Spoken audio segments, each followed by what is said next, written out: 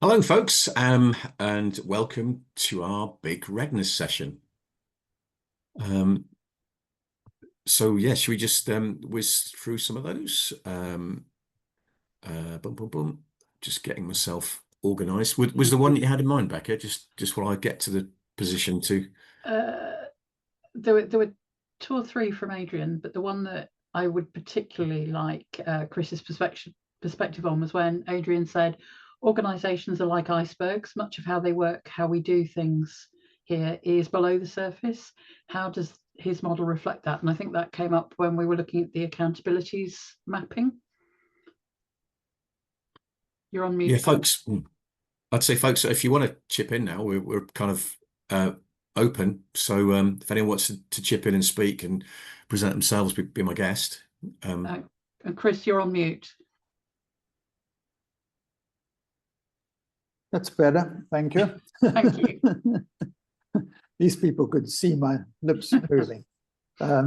Yeah, and I think that's a very good question. I think that's why I say this is complicated and why I like tools like SharpCloud, because in the not free model, I have the power to drill down into any level of detail. And that means we can start asking these questions and getting things right down at the lowest level. And we can also integrate that with, for example, modern tools that assess how people are feeling and what the culture is. And we can integrate that and build that in and couple it in and automatically get these assessments of where we are culturally as well as engagement-wise built in, so we can track that as we go. But we really need to be able to understand that we can't just do a picture at the top and change this and say, okay, that's what's going to happen.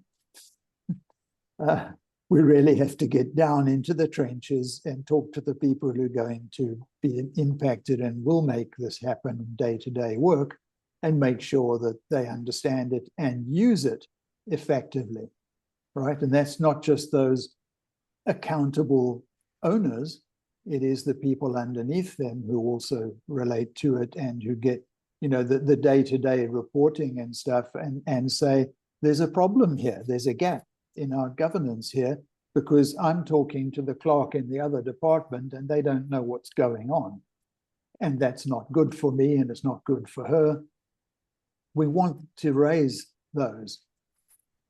And that means that we need a tool that caters for that complexity and at the same time allows us to roll that all up in one database, one governance system where we can float that up to the right levels and get it addressed. And Chris, can I quickly ask you what you mean in this context by culture? I mean culture like what gets done here, right? So how do things get done? What is our behavior like at every level? And that's what I'm talking about. So yeah, can I come in there, because I've done a lot of work on this over the past about 15 years, and I think this is an area where people actually get wrong. How people behave is the outcome of how an organization works. It's not how the organization works. Yeah, absolutely. I mean, it's not a linear kind of thing that because an organization is set up a certain way, people are always going to behave in a certain way, which is why the iceberg model is a good one, because some people will always find ways of circumventing the system in order to, say, get resources or what they want, or to start a pet project or whatever. So I kind of come around to using a variation on the McKinsey 5 dimensions of operations model, which frankly you've got quite well reflected in your model, which is strategy, organization, relationships, plus people, process, and tools, and all of those come together then, to drive how people behave on a day-to-day basis and where mindsets come from. Yeah, Adrian, sorry, just to interrupt, but I absolutely agree with you. I don't believe that will drive changing that model it's not a linear process that's going to drive their behaviors. That it is the behaviors of other people around them that is going to drive those behaviors, and of course their own, right? And other external factors and everything else. So that's why I say in a cultural tool, I'm talking about things that measure what is actually happening, what are the actual behaviors, what are those decisions, concerns actually being reflected. And then we have to compare that to what we're trying to drive with the model. Whilst that's true, I've found in a lot of the work I've done with trying to get agility working in organizations, and agility is one of those things that absolutely requires a specific kind of organization culture. Otherwise, you're just wasting your time. Yeah. So you have to say, yeah, we understand the behaviors, but you have then to say, okay, we know what the behaviors, we've identified those, but where have they come from? How have they come about? And that's where the 5 dimensions model comes from. And that model also gives you the means of identifying the levers to pull in order to change the behaviors and to change the mindsets. Yeah. Adrian, I think your question was around icebergs, and I read it as not really for an organization not really understanding what its hierarchy and what its objective cascade and what its objectives all were, and that it was all a bit murky, and there was stuff that was happening that was outside of what the organization objectives really were, and That's fair enough. the I think islands of Chris has objectives. certainly put it really well. Is that there's no reason why his model can't capture the stuff that's, shall we say, unofficial, as well as what the organization says about it says about itself officially.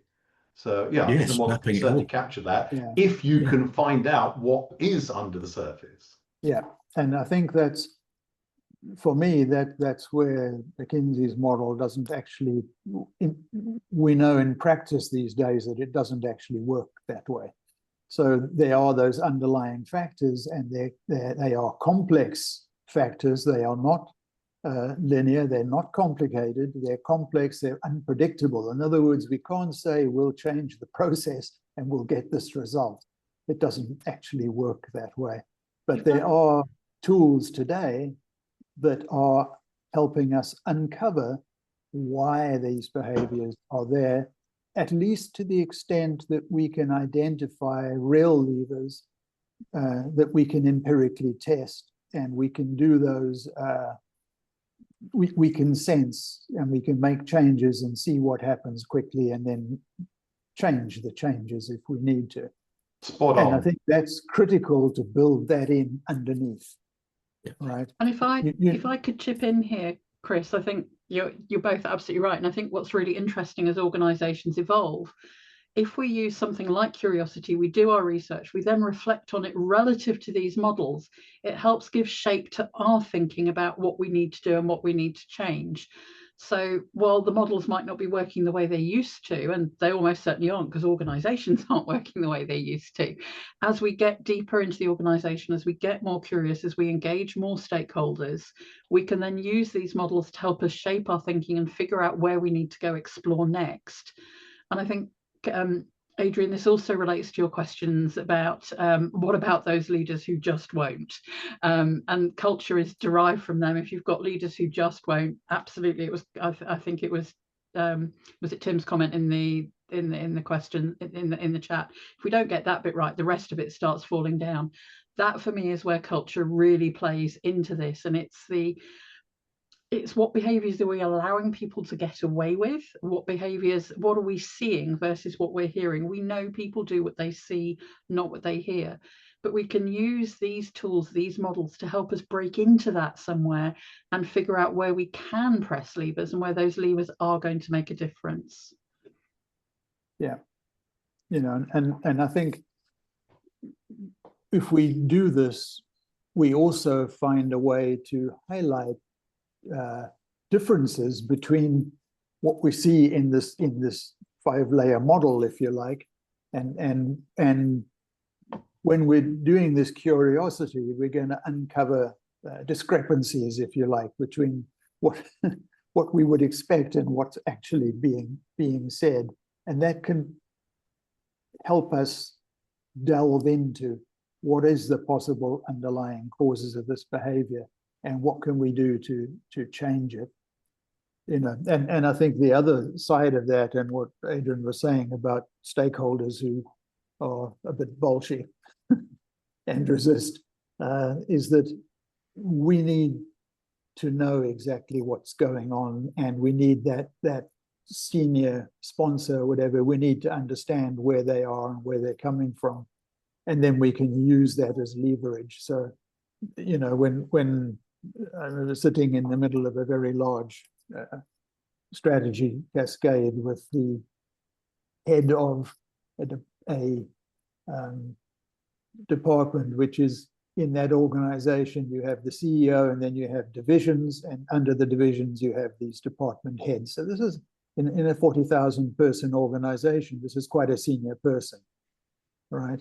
And he just flatly refused on the beginning of the workshop to do anything. He didn't want to talk about his strategy, and he didn't want his people, his managers who were all there, all his reports were there, all in the workshop, and he just refused. So I had to take him outside and just say, you know, listen, the CEO has sent me here to do this, so I suggest that at least you let me go through this with your managers, and you, at the very least, you can sit in the back and don't disrupt proceedings if you're not going to actually actively get engaged. But for your sake and mine, we're going to go through this. And we did that. And during the course of the day's workshop, managed to get him interested and get him, you know, he couldn't help but contribute by the end of it. But we had to know that we had a lever to twist and get him in there. And Chris, you're very polite. Put your hand up. Sorry, Tim. Yeah, it's been a helpful session to me. It gave me a greater sense of what it looks like, or what the end game is. I suppose one of the benefits of being 70 plus is that I've watched and studied thought leaders, consultants for 50 years. And as this methodology makes a lot of sense to me, I can see strategy execution is unequivocally a serious problem in a vast majority of companies, and this makes a lot of sense to me.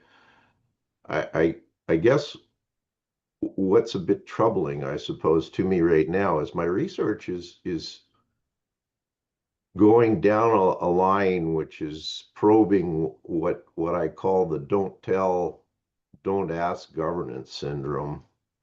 And I'm working with AI on it, and very simply, what does it say? It says CEOs don't want the board to know much about what's going on and why it's not going on well.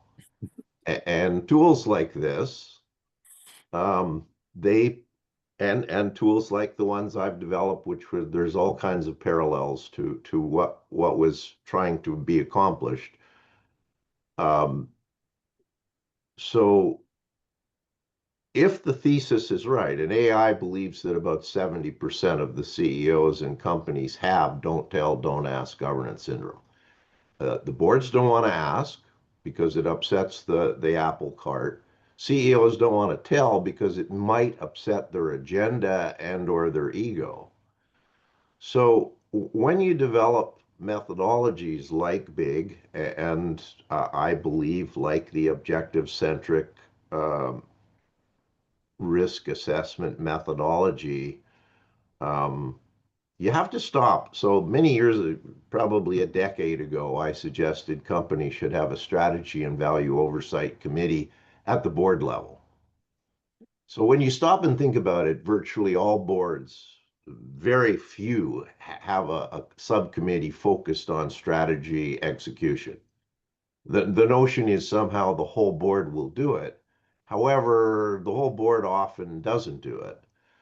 So as a forensic accountant as well, I stop and say, well, this is logical. Is there a logical reason why they don't do it? And sadly, I'm becoming convinced that this philosophy that'll be in my new book, the don't tell, don't ask syndrome, is true. So what it means, though, is the CEOs, people like you, will come in and show them big. And if their company is a don't tell, don't ask company, I call it a syndrome. If they have the syndrome, you're going to have a hard selling the methodology, because it will show you with pretty good clarity. I mean, what Chris was showing me, I could see on the screen. It was going to show some serious problems if it was done right. The question is in a company that's don't tell, don't ask governance syndrome, the CEO doesn't want that exposed, and the board doesn't want to know it. So then you're left as a consultant. How are you going to crack this nut? Because it's logical. I mean, what I'm seeing is logical. I could see how it would help solve problems and increase likelihood strategy is executed with a level of uncertainty that's acceptable to the CEO and the board. All of that, the methodology is unimportant if the company won't tolerate it. And if the company has don't tell, Yeah. don't ask governance syndrome, so now we're saying, okay, so I've written some, but I'm writing more. How do you diagnose whether a company has don't tell, don't ask governance syndrome? Well, there are ways to do it, and what AI has done for me is actually gone out and used those indicators, and it comes up with estimates that 70 to 80% of the publicly listed companies in the world have it. Probably in the public sector, it's even higher because visibility on what's wrong and what isn't being done is not good for politicians.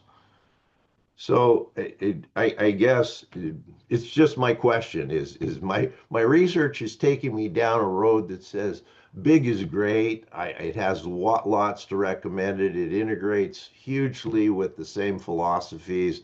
The applied curiosity is all about what we teach when we're trying to do workshops. If you can generate that applied curiosity, then the work of Peter Senge, I don't know if you've read it, The Art and Practice of the Fifth Discipline.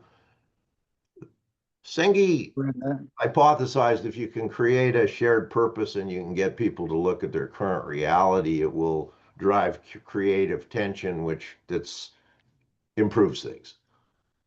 Sadly, not long, maybe 5, 6 years after he wrote it, he wrote another book and he says, I don't think it's possible. There's too many things working against the whole notion of looking at current reality. He sort of threw up his hands and threw his towel in. So I guess my concern is I like huge amounts of big, but my current thesis that I'm working on suggests if we don't crack the don't tell, don't ask governance syndrome, none of these great tools, methodologies, improvement techniques are going to survive in many companies. Yeah, I would say, Tim, that it should be those of us that care. It should be our combined mission to crack the don't ask, don't tell governance syndrome.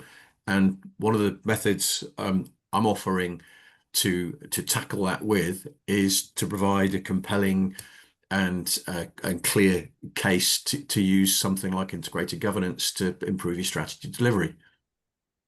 Yeah, I think I would add to that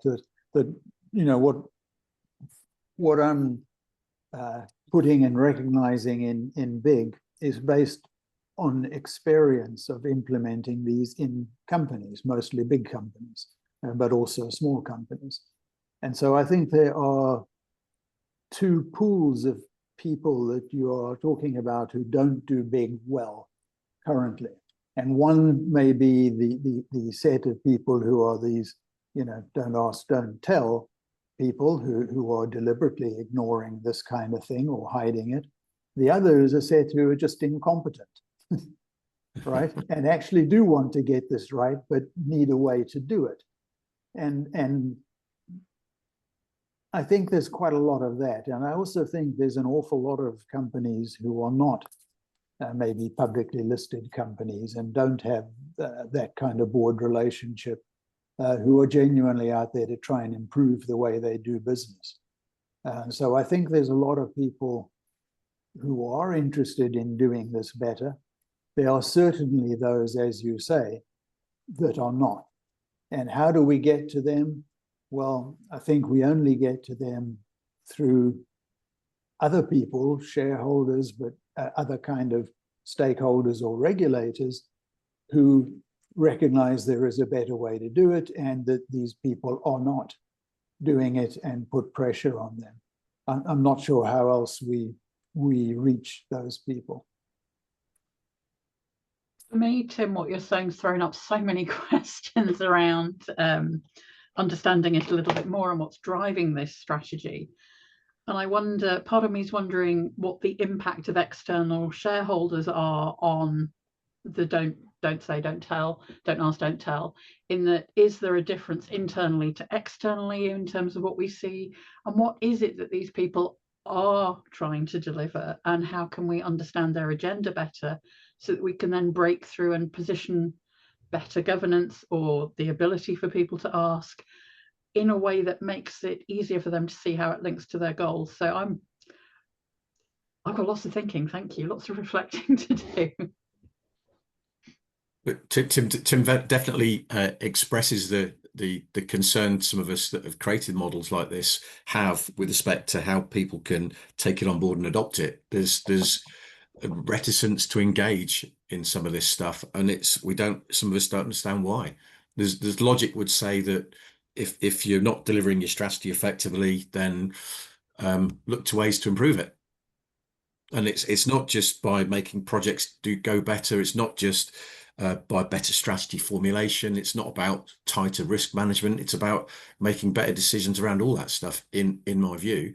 And maybe we can't bring logic to bear to make the case for that. Maybe we have to use some emotion and external influences to make it happen. But all we can do is, I guess, put this stuff on the table and say, if you want to improve your strategy output with greater agility, more effectiveness and efficiency, then put a framework together that enables all this stuff to work, rather than work in the islands of governance that fight against each other. Well, I don't believe in simple solutions, but my long experience is that most senior leaders come from an operational business as usual background. They do not have the training, the experience, etc., of in change and in projects, or the incentive. And Antonio Nieto Rodriguez did a piece of research into MBAs a couple of years ago, discovering, not surprisingly, that even in MBA training, project management is usually an option within an option. So it's rarely a core subject, which means that even in MBA training, progressive execs always learn how to build a strategy and almost never learn how to deliver it.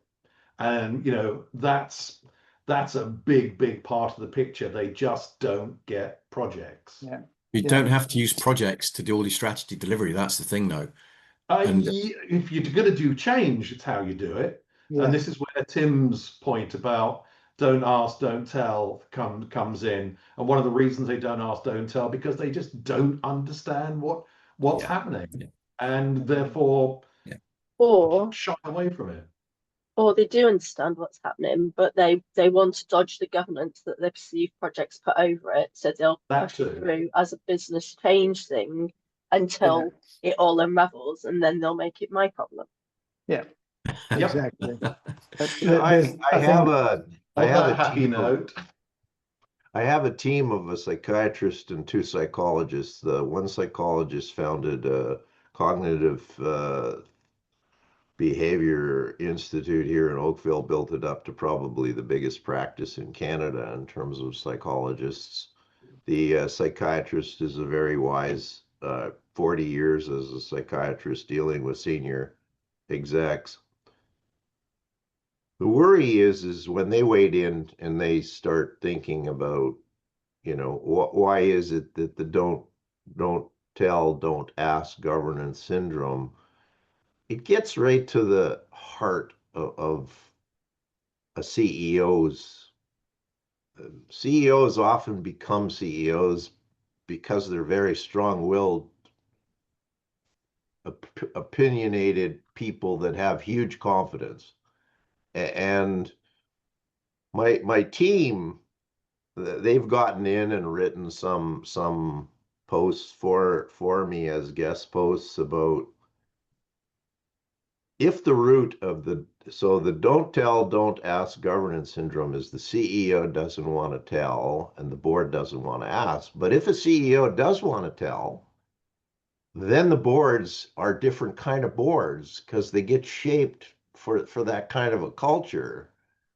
So when you start thinking about how are we going to break the syndrome, I mean, your question is, well, sometimes outside investors, particularly venture capitalists, they see companies that have incredibly underperforming relationships between the exec and the board.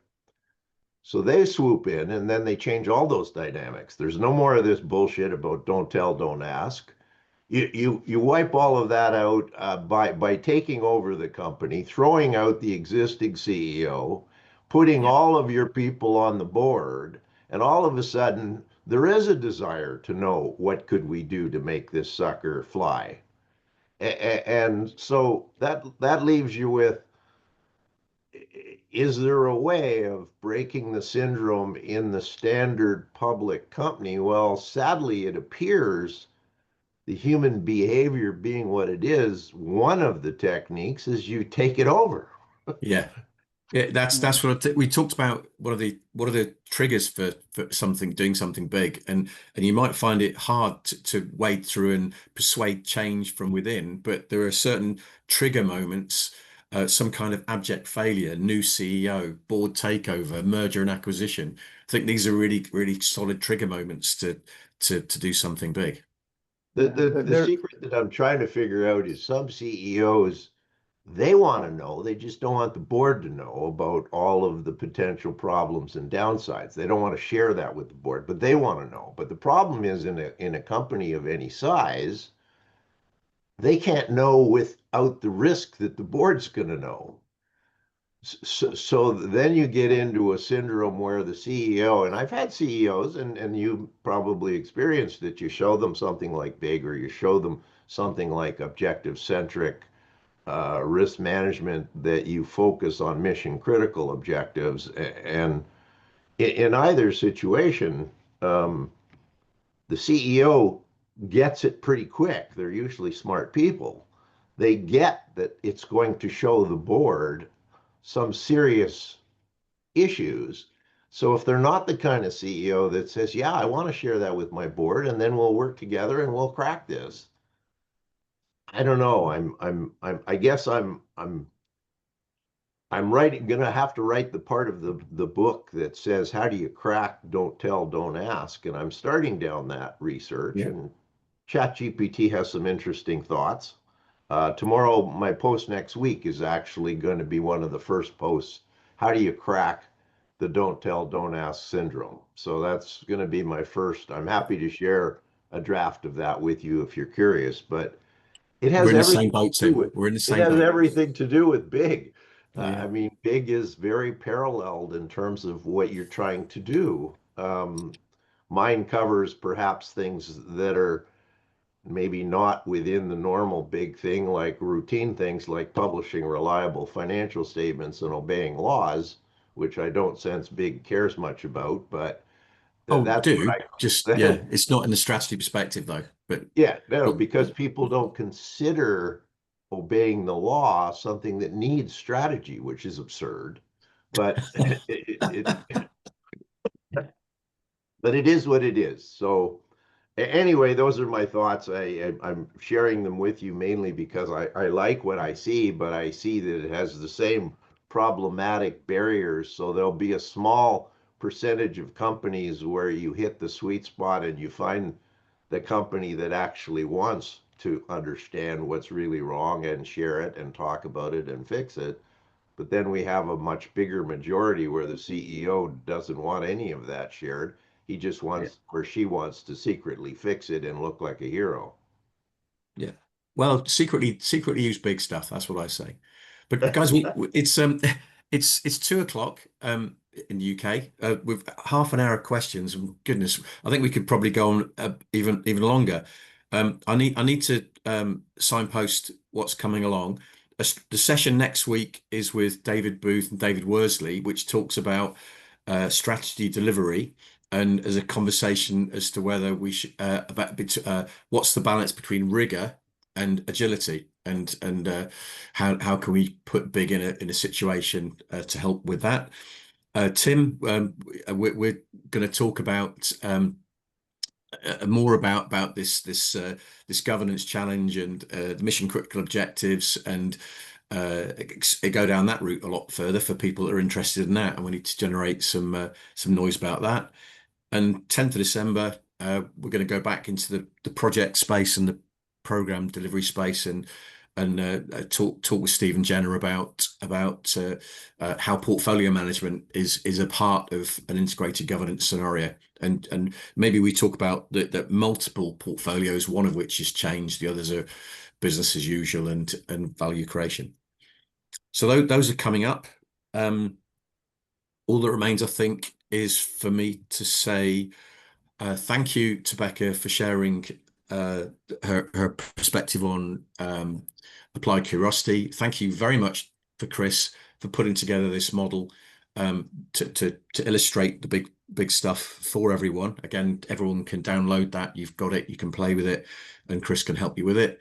And thank you, everyone else, Tim, Adrian, for your questions and engagement.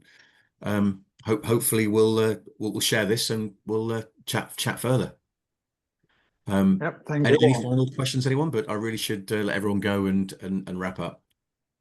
I would just say thank you to everyone, and thank you, David, for getting this all set up, and thank you, Becca, and thank you, Tim, for those inputs. Absolutely. What Chris said.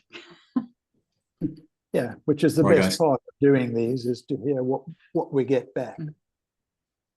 Well, I'll share a blog, drag out the essence of the transcript, share that, and chop up the recording and share it, and hopefully we can leverage this to deal with pushback to this kind of subject matter. So thanks again. Have a good afternoon. Okay. Bye all. Yes, everyone.